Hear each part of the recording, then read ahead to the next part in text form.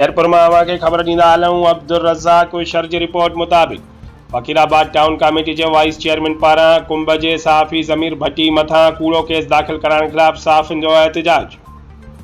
Town committee फ़कीराबाद के wise chairman Parvez भट्टी पारां कुंभ के सहाफ़ी ज़मीर भट्टी खिलाफ़ गंबट थाने ते कूड़ो केस दाख़िल कराइण खिलाफ़ कुंभ में सहाफ़ियुनि पारां हरेश कुमार, मुरीद हुसैन राजपर, ज़ाकिर दमरानी, नवीद दमरानी, बादशाह गोपांगो, वहीद जामलो, रजिब मला, अशोक कुमार ऐं ॿियनि जी अॻवानी में एहतजाजी मुज़ाहिरो कयो वियो। एहतजाज कंदे सहाफ़ी अॻवाननि चयो त सहाफ़ियुनि खे हमेशह हक़ सच लिखण ते हिसायो वियो आहे। सहाफ़ी ज़मीर भट्टी हिक बेवा औरत जो आवाज़ उथारियो आहे त मथस कूड़ो केस दाख़िल कयो वियो आहे।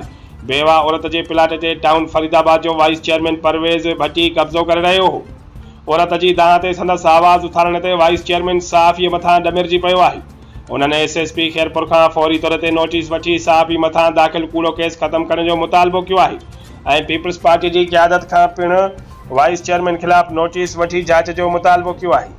गुंडागर्दी बंद कयो, सहाफ़ियुनि मथां कूड़ा केस खत्म कयो, सहाफ़ियुनि मथां कूड़ा केस खत्म कयो, सहाफ़ियुनि मथां कूड़ा केस खत्म कयो, दहशतगर्दी बंद कयो, गुंडागर्दी बंद कयो, वडेराशाही बंद कयो, वडेराशाही बंद कयो, सहाफ़ियुनि खे तहफ़्फ़ुज़ ॾियो, सहाफ़ियुनि खे तहफ़्फ़ुज़ ॾियो।